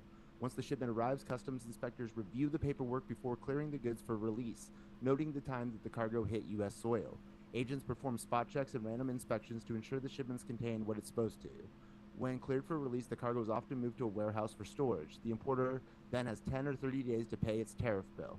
The importer can pay customs directly, electronically, or by check, or pay its customs broker, who will in turn pay customs. Customs officials spot check the payments and might later audit some transactions to ensure proper duties were paid. How are tariffs calculated? Tariffs are typically calculated using software that is programmed to account for varying duty rates based on where the item was made, what materials it includes, and its value. The calculations require importers to know, for example, the exact value of the steel and aluminum used inside a patio furniture set. Jay Gerard, head of customs at freight broker Nouveau Cargo, said the process has become much more complicated as Trump rapidly rolled out new tariffs and at times rolled them back. Now these custom brokers are computer experts and mathematicians figuring out these complex formulas to determine the duty rate. It goes on for like a little bit longer. It's not that long of an article, but just like, yeah, like I feel like people have said this to Trump and like just out loud, but like it is like nice to just get like a fact of like whatever company is importing these goods that they're going to sell to Americans is going to pay the tariff, not the country that the product was made in. Yeah, I mean, it's a tax on Americans. Tariffs are taxed on Americans. Not a single country in the world has ever paid $1 for a U.S. tariff. Yeah, I mean, it's just misdirection. It's the same shit. It's separate thing, and it's not an article, but like Department of Homeland and Security and the IRS coming to terms and agreeing that they're going to share to people's tax information, so and that the head of the IRS resigned because of that. Yeah, because now we can find out if people are undocumented. But it's like, I thought undocumented people didn't pay taxes. No, they do. That's what I was trying to tell you. I know they do. But what I'm saying is, now that the IRS is saying, oh, well, we're going to share people's tax information on the people who pay taxes, so that might give us a clue into who's illegal and who's not. Then these motherfuckers are paying taxes. You were full of shit the whole time. It's the same with the tariffs. Nobody was saying that they weren't paying taxes. But I think the point that doesn't get made is that they're paying into Social Security, they're paying into Medicaid and Medicare, but they'll never, ever, ever get the benefits. Yeah, exactly. So it's a net win for for the taxpayer because you're getting the tax revenue, but you're not having to dish out the entitlements at the end. No, but there are people who have been saying on the right that undocumented people don't pay taxes. Well, that's just completely false. Exactly. And now if they thought that was true, now they're like, oh, well, then why do we need the IRS's information in the first place? Why? Because these motherfuckers are paying taxes? I've said that I've had this argument with people. I'm like, trust me, they pay taxes. Yeah. As someone who's it gets automatically taken out of their paycheck just like yours. Like, what do you mean? It's not like a special job. So, I mean, it's the misrepresentation of what a tariff is because people are stupid and they're going to believe whatever they want to believe. So there's some people who are like, the people that are deep into the conspiracies, right-wing conspiracies, you can get into something called the Great Reset, which is like where resetting the financial market, it's supposed to happen in like 2032, the Great Reset. And essentially, some of those people who are big pro-Trump feel like Trump was trying to be against this Great Reset, which would basically be crashing the market, devaluing a bunch of stuff. That way, a bunch of rich people can buy up more shares of the market and own more stuff than they already own. And now we've seen Trump give a lot of people that are extremely wealthy tax breaks while increasing taxes on people. Now you have these tariffs, which is fucking with other people's money. So a lot of people are selling the fuck off. So that's the reason why the market kind of went up today. Is there's people who are fucking bailing, and now there's other people who go up. No, I mean it didn't go up, but it didn't like plummet. Went down 300 more points. Like, it went up a little bit yesterday because there was a fake article saying that he was going to cancel the tariffs. Well, I know that's where it's like a wave. It's not a sheer drop. It's normally a wave. It's like but I mean the dead cat bounce is what the Iron Ape called it.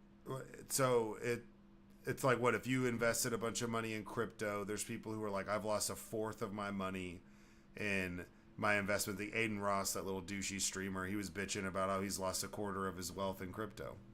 Like, it's like, yeah, like, yep. Mm-hmm. All the markets are taking a tumble. So if you had a substantial $6.6 trillion deleted out of the market, the worst 2 days in the history of the stock market. So if you have a bunch of money and now you're paying less and less in taxes, now you have the opportunity to snatch up some of these assets that are sitting out there that are undervalued or that are dropping in value. So okay, but that also makes it more affordable for guys like you and I to buy in. Like Prof G's rich right now, my business guru, because he got Apple stock at $11 a share and he got fucking Amazon at $8 a share in 2008 when the fucking stock market crashed. Yeah, no, definitely.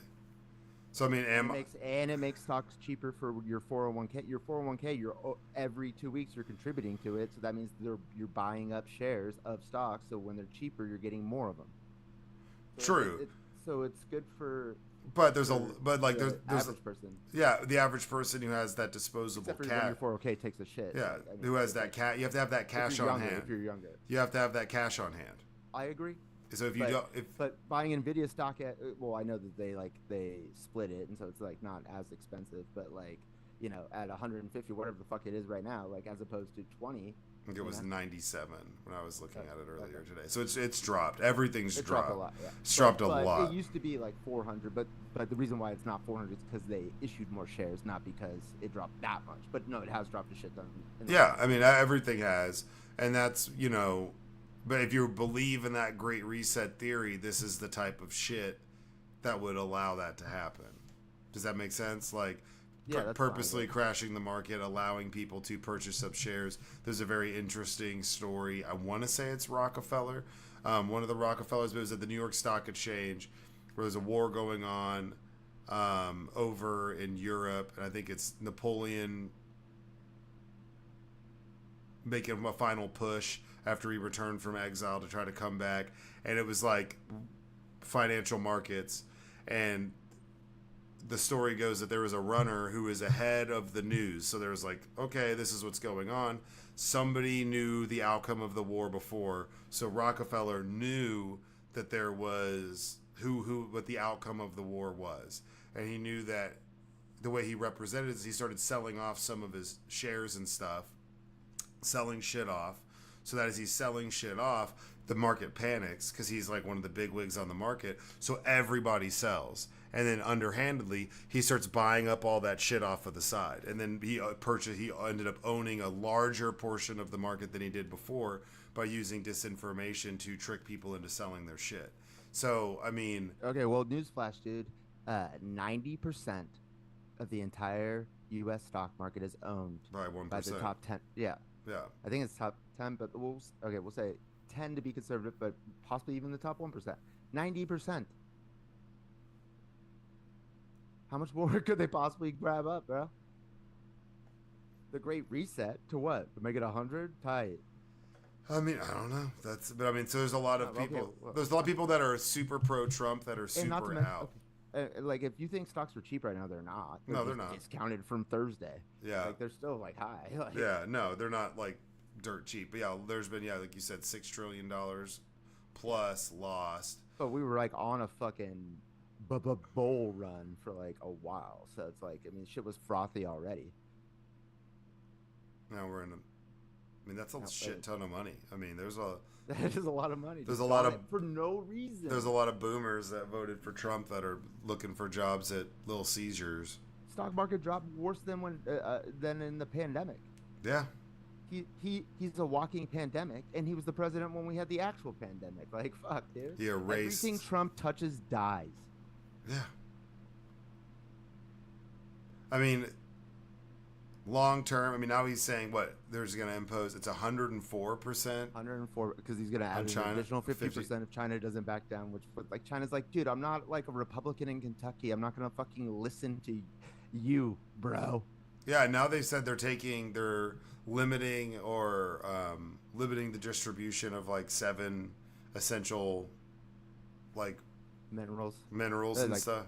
Well, no, they did that first. That was the first action they did. Was like so stuff that we need like for like technology. So like barium and cobalt and shit. And China does actually have like a lock on some of that shit. Like Yeah. almost like a monopoly. Just Well, because they're like natural material like in the earth, and the vast majority of it is located in China's borders. Well, that, and they've also been buddying up with Africa for forever, right. and That's true, too. and The snatching up global south. snatching up mineral rights to all sorts Right. of shit. I mean, and what's goofy is Europe, like so France and a lot of these places did that earlier, and then they stopped, and then China like filled in and took that role. That's why they're like, oh, how come you speak French in the middle of the Congo? It's like, oh, because forever ago these French guys loaned us a shit ton of money to try No, to. they colonized them, man. Like Mali, France owned. Well, no, but I'm saying, but it the was Congo. You're but right. yeah, Ivory but Coast. there's a lot of things where it's like, hey, we'll help you build. You want electricity in, I don't know, the No, Congo. first of all, it was like, no, we own your ass now. And then when it became not acceptable because World War II, Yeah. then they're like, okay, well, that's a bad look owning these colonies when we're fighting the Nazis. But they still have like relationships with them. Yeah, Like, they have you know, relationships, but China's relationship's different But yeah, because the China comes in, China that's what don't give a happens. fuck. China will fill the vacuum. So Yep. like when we cancel or like we get rid of USAID, the United States Agency for International Development, guess who's already moving in? It's like when we're providing like water for hundreds of thousands of people in Sudan, they remember that shit and they don't have to like, well, Sudan's like in the civil war. That's a bad example, but like like conflict and wars start when people like don't have access to food and water and shit. And so like when you stabilize these countries with like the basic needs of like Maslow's hierarchy of needs, like you get a stable global like landscape for you to do business. That's really why we want like shit to be like on the up and up, is so that we could fucking make money. It's like it's hard to fucking like sell shit to people you're at war with. Yeah. And so it's like, yeah, so we don't want like chaos, like, but when we pull out like that shit, less than 1% of the United States budget goes to funding like anything international, like charity, whatever the fuck. But everybody thinks it's like way more. And when we do that, China comes in, and now China is like the one who's in charge, at these countries, and the one that people are relying on. Yeah, and then it's like, hey, They can at least they know China's gonna try to fuck them, but at least they know that. we found a massive lithium cobalt mine in the middle of this African country. Like, hey, do you guys want to help us get this shit? Because and China's like, yeah, sure, fuck yeah, hell yeah, let's go. Thanks for the water. China's like, yeah, we'll build you a fucking bridge over that river that you can't get over, but then we get this cobalt mine. Yeah, exactly, and that's also what the the Wagner Group does over Russia proxies. yeah, they've been doing that for a while. So it's just it's just emboldened and strengthened what they were already doing. It's made it to where like they are the first and only option. So these tariffs, I mean, the whole situation's goofy. These blanket tariffs are dumb as shit. There's interviews of Trump bitching about like the trade deficits with cars. I think Stephen Miller was like, we have a $50 billion trade deficit with Japan when it comes to their cars. We're the biggest economy in the fucking world. Of course we have trade deficits.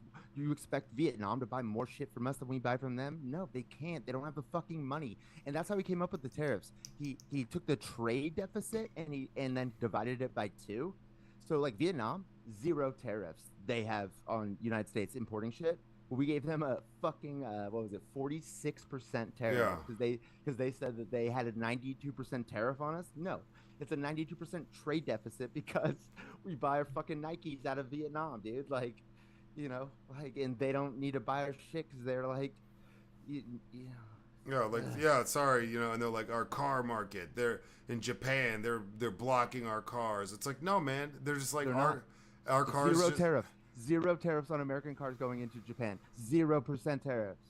But it's just, like our cars aren't like necessarily like the most eco-friendly and like smart. People are buying Toyotas because they're better fucking cars, dude.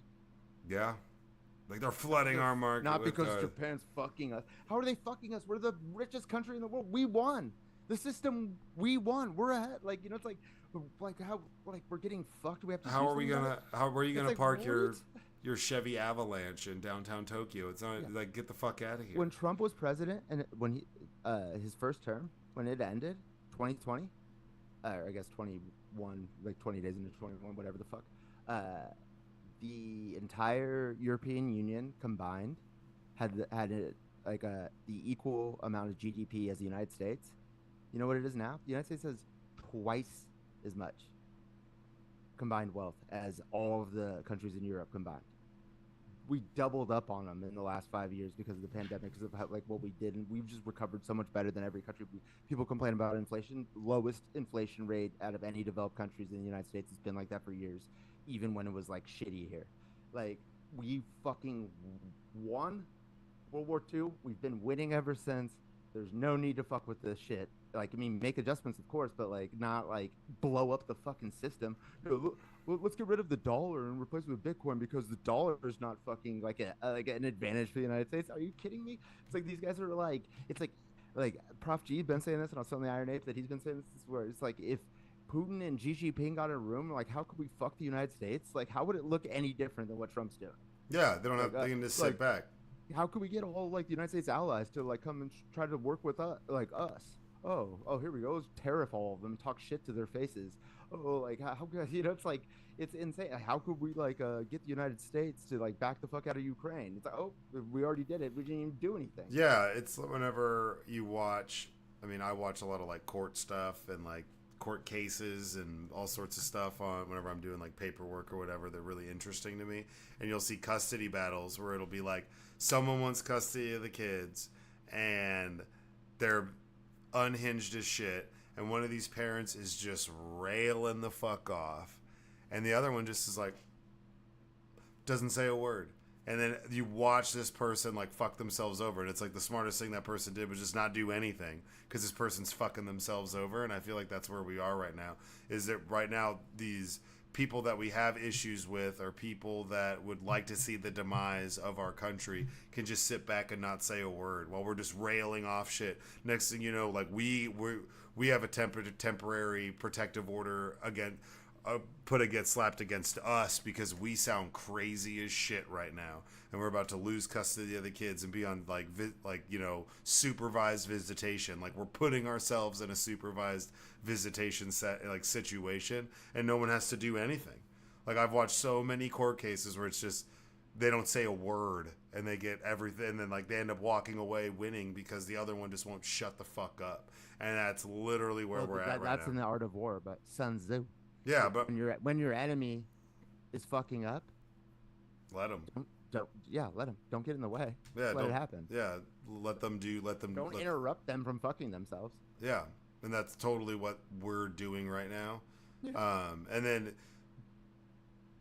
we are the largest consumer. So yes, And like you what said, is the we're goal? going. What We're is Trump's goal? So that we can make fucking Nikes here?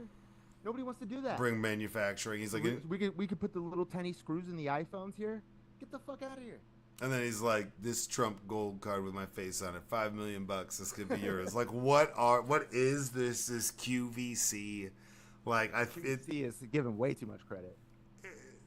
QVC late night. This is the dude in the trench coat with the fucking stolen watches, like from back in like the 90s. Yeah, the guy who's like, hey, you like gold? Come to my car. Look at this. I need to get gas. This ring with real diamonds.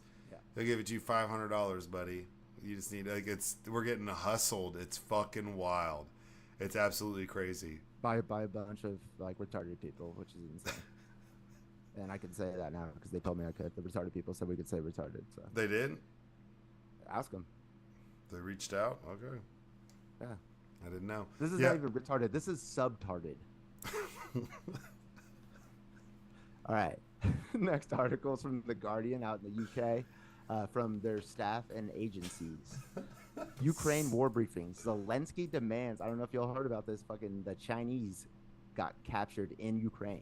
Ukraine war briefing. Zelensky demands answers over Chinese nationals fighting for Russia. Ukrainian president says the Chinese nationals were just two of many fighting with Russian forces in what we know on day 1141 of the war. Volodymyr Zelensky said his government is seeking clarification from Beijing after Ukrainian forces captured two Chinese nationals fighting with Russian forces in the eastern Donetsk region.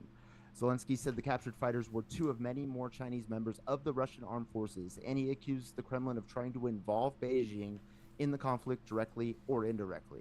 A few hundred Chinese nationals are thought to have traveled to fight as mercenaries with the Russian army alongside others from Nepal and Central Asian countries.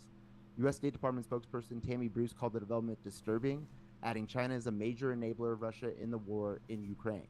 Russian forces staged massive drone attacks on the Ukrainian cities of Dnipro and Kharkiv late on Tuesday, triggering fires and injuring at least 17 people, regional officials said. In eastern Donetsk, the focal point of the 1,000-kilometer front line in more than a 3-year-old war, a residential area came under attack in the city of Kramatorsk, and local officials said residents were injured. In Dnipro, the attack sparked a fire, damaged houses, cars, and injured 14 people.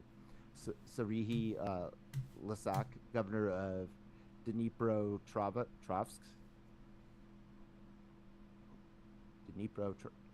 region, said on Telegram.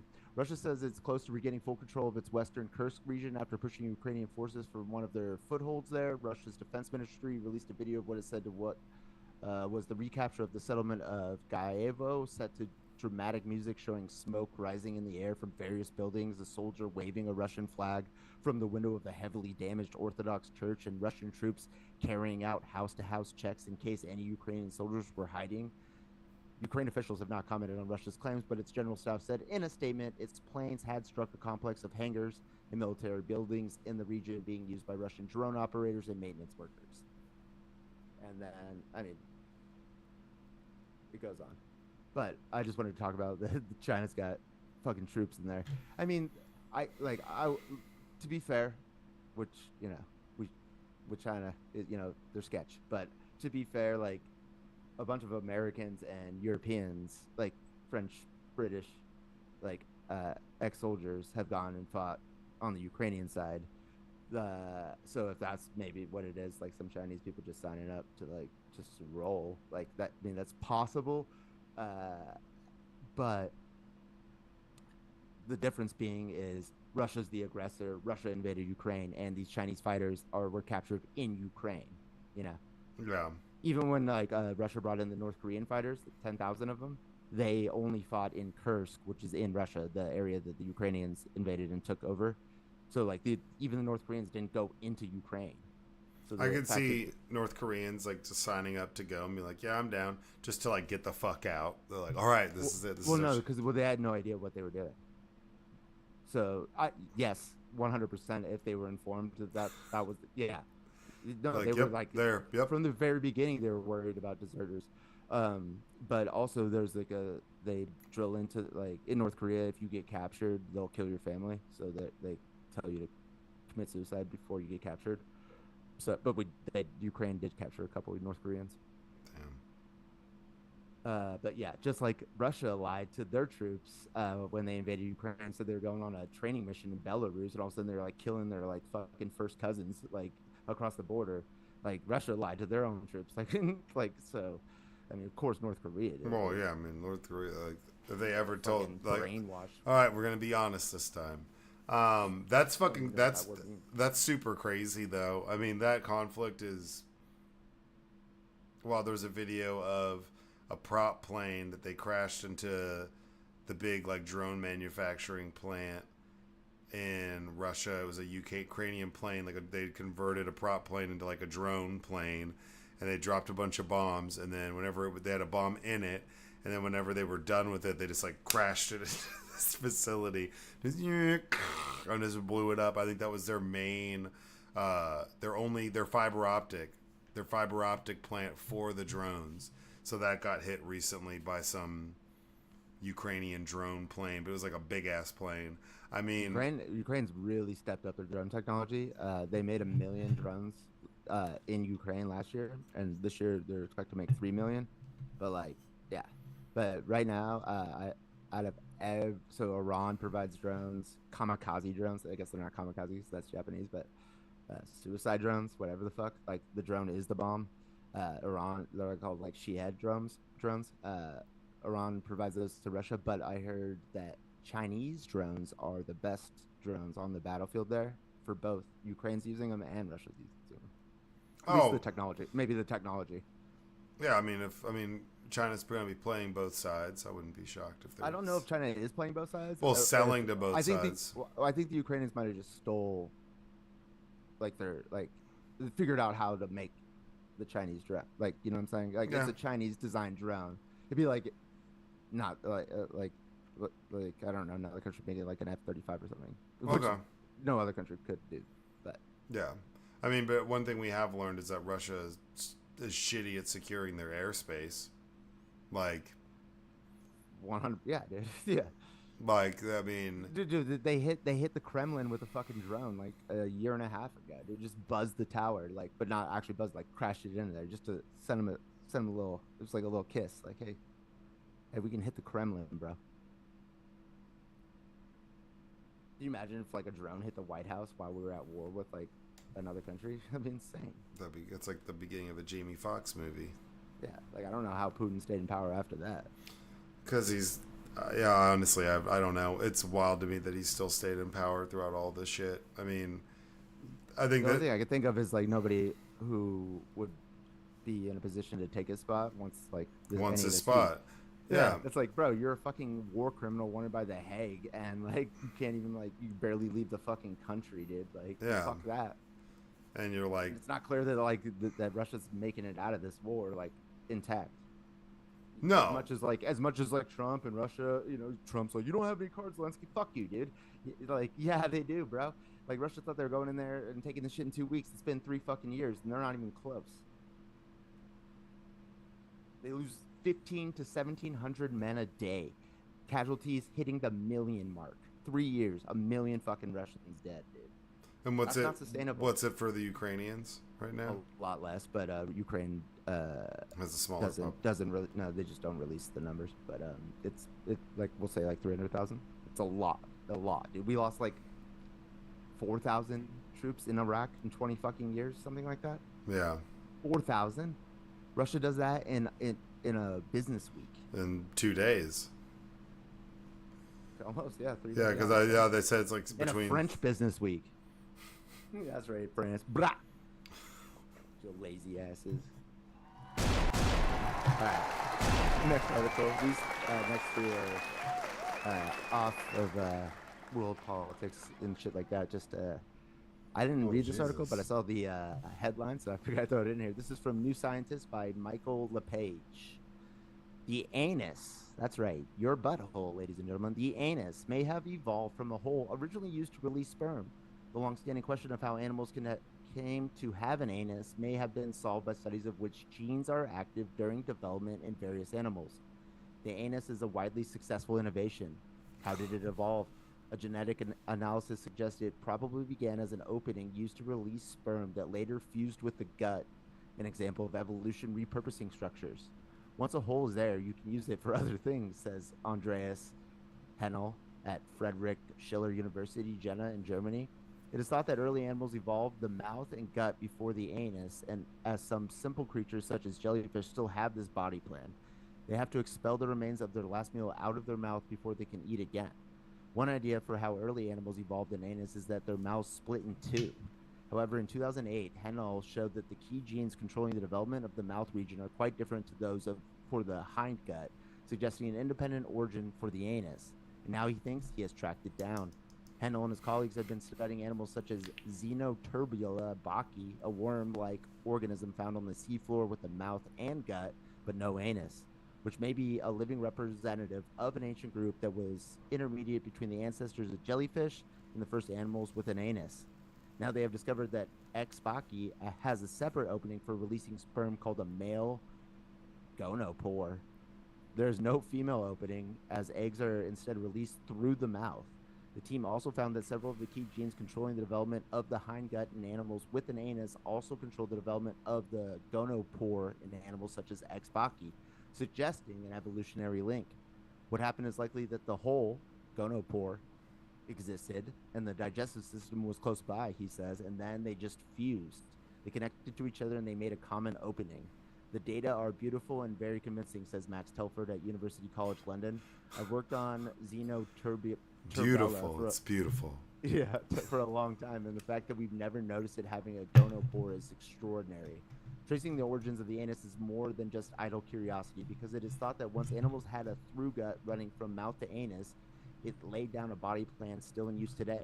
The existence of almost all animals we see around us might have something to do with the invention of a through gut, says Telford. However, he doesn't think X. bacchi is pointing us in the right direction. He thinks the group of animals to which it belongs once had an anus with a connected gonopore, then lost the anus. In other words, according to Telford, this group appeared only after the evolution of the anus rather than representing the stage immediately preceding it. Hennel thinks his own interpretation is more likely, but for now there is no way to bring about an end to the debate. So it's probably because no one wants to start to have the debate with them. They're like, well, hey, I just like. I want to argue with you about anuses and gonopores. So we had two holes shooting out sperm. You know, they never like, because we still got a hole shooting out sperm. Is that my gonopore? And how did it become my anus? And you know, like that's. I wish they talked about that. So I mean, I'm trying to. Your sperm hole became your anus, but then how did you get a sperm hole then? It moved. Back in the day, No, it was you just said it became your anus. just scissoring. You know what I'm saying? Like, let's rub it up. I'm gonna poop some sperm out, and you. And again, I did not read that article at all. I just saw the headline before we started recording. I put it in there. Okay, interesting food for thought. I have no follow-ups on that. How do you tell your family and friends that, like, what are you researching? I have a theory. The origin of the anus. I have a theory that your anus, the original asshole, that your anus used to shoot sperm out. Like what? Like I think you get kicked out of family dinner for saying shit like that. You get kicked out of like a porn company? Yeah. Shit like that, dude. Like, look, you've been great to Brazzers. We have appreciated you and all of your amazing work. But we're not adding the categories. But you're done. Get the fuck out. Gonopore. We're done. We're done. We're done. Final article. I did the Joseph math. I know he hit us with a lot of pyramid shit, but this article headline at least was, and I read some of it, was too good to not include. Popular Mechanics by Elizabeth Rain. Scientists discovered 7,000-year-old mummies in the desert that don't share DNA with modern humans. This ancient people lived in the Sahara when it was much more welcoming environment. Two 7,000-year-old mummies from the Takar Kori rock shelter in the Sahara have been found to be from a group with a previously unknown ancestry. DNA analysis of the mummies, which are the remains of female herders from a time when the Sahara was more humid and known as the Green Sahara, did not show the expected sub-Saharan genes. The the Takar Kori individuals are most closely related to other North African peoples who diverged from sub-Saharan populations long before. While the Sahara is now a vast expanse of sand where the fight for survival can be brutal, there was a time, however difficult that is to believe, when it was actually green and flourishing. Between 14,800 and 5,500 years ago, during what is known as the African humid period, the desert, known for being one of the driest places on Earth, actually had enough water to support a way of life.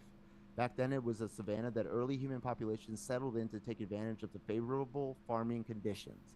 Among them was a mysterious people who lived in what is now southwestern Libya. It should have been genetically sub-Saharan, except upon a modern analysis, their genes didn't reflect that.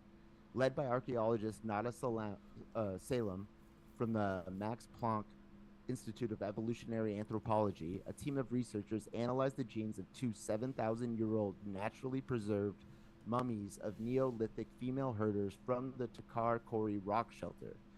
Though genetic material does not preserve well in arid climates, which is why much about ancient human populations in the Sahara remains a mystery, there was enough fragmented DNA to give insights into their past.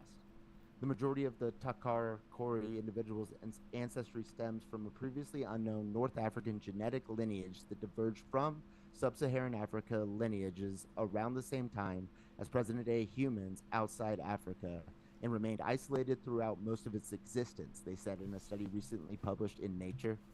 The Takar Kori individuals are actually close relatives of 15,000-year-old foragers from Taforalt cave in Morocco. Both lineages have about the same genetic distance from sub-Saharan groups that existed during that period, which suggests that there was not much gene flow between sub-Saharan and Northern Africa at the time. Taforalt people also have half the Neanderthal genes of non-Africans, while the Takar Kori have 10 times less.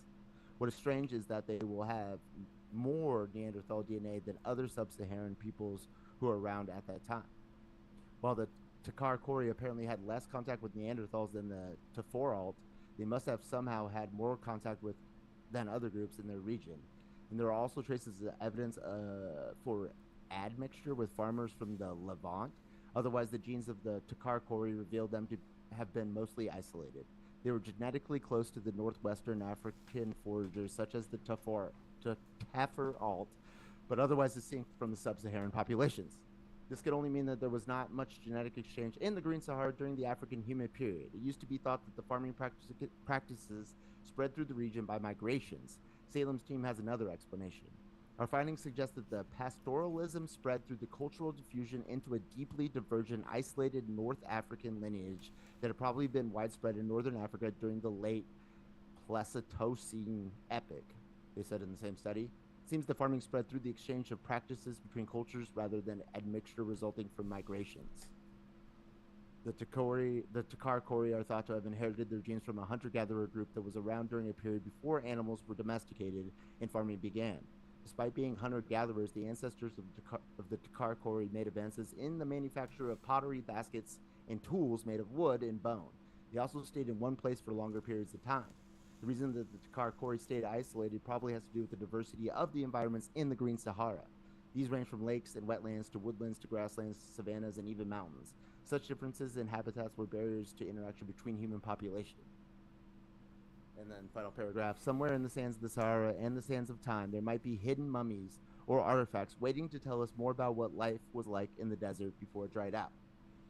So when they're saying mummies, are they saying that they were purposely mummified, or is that like that they got mummified? Sounds like they got mummified, but I mean, there's Like, lots of almost different. like a fossilized. Yeah, but there's lots of different. I mean, because I thought like what I thought they were gonna be like saying like this non-human species was mummified.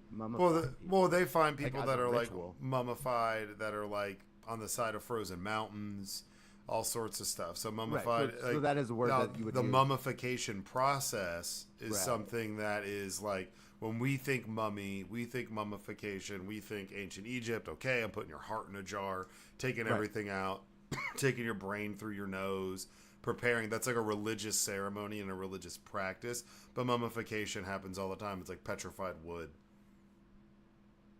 Gotcha. That's what I kind of thought after, like, while reading that, but I just wasn't sure. Well, and that's what we were saying about like how old is the Sphinx?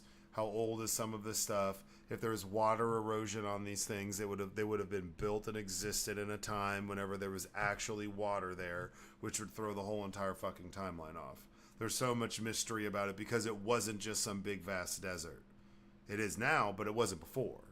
And we know that it wasn't before. So it's how long were people there? What can we learn about the people that were there in their way of life and what they were able to accomplish while they were there? Because it even says there, it's like it's really hard to find evidence because this climate is not conducive to like keeping shit, you know?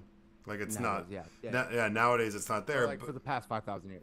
But when you say mountains, lakes, wetlands, woodlands in the Sahara, and the Sahara is huge. That would be bigger. That if that existed today, let's say that was all green and there was trees, water, grass, that would be like 10 times bigger than the Amazon rainforest. It would be fucking massive.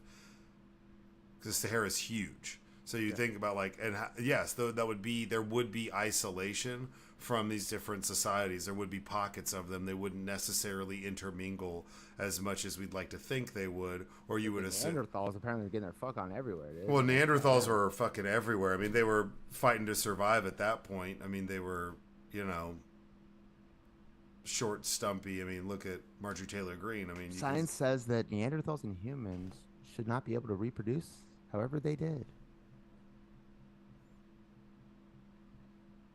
Yeah. But I mean, there's lots of things, you know. I mean, I'm trying to think. I think that they would. I think that they could have. I don't know why they would. They obviously did if everybody's got fucking Neanderthal blood in them. My point is, it's like two different species usually aren't able to procreate. Yeah, I mean, I guess, or maybe they're just close enough and similar enough. I don't know. That's like, you know, where's the missing link, bro? Yeah. Where's that one that was like pumping out Neanderthal human babies? You know, the thought on the corner, dude, out there for the sands, dude. She's for the sands, bro. I mean, like, I'm just saying, but then it would have been like she's for the grasslands. Oh, she's jungle. Yeah, she's for the jungle, bro. Just chalk it up to the game, bro. She's for the jungle. But I charge it to the jungle.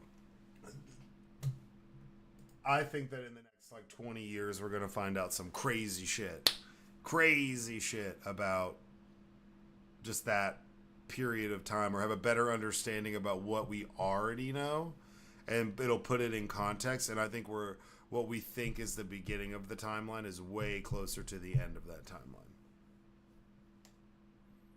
Like we're watching this movie and we're seeing the last 45 minutes, but it's a 3-part movie. It's like catching the last 45 minutes of Titanic. That bitch. So you think it's gonna be kind of like where like everybody thought that the sun revolved around the Earth, and then all of a sudden Galileo's like, no. I think it's gonna be something to that effect. We're like, no, but it's gonna take time. We're gonna have to discover this shit, and it being in such a bad, like they said, like arid, hot climate makes it difficult. The winds, the erosion, the sand. You're surrounded by tons of things, harsh elements that eradicate this stuff, that are going to destroy the evidence that would be there. You know, that's why they find shit. They're like, oh, we've known about this for 200 years when we discovered this. We just dug a hole 150 feet that way and we found a whole fucking city that we had no idea that was there. It's like, yeah, man, like we don't know shit about that stuff.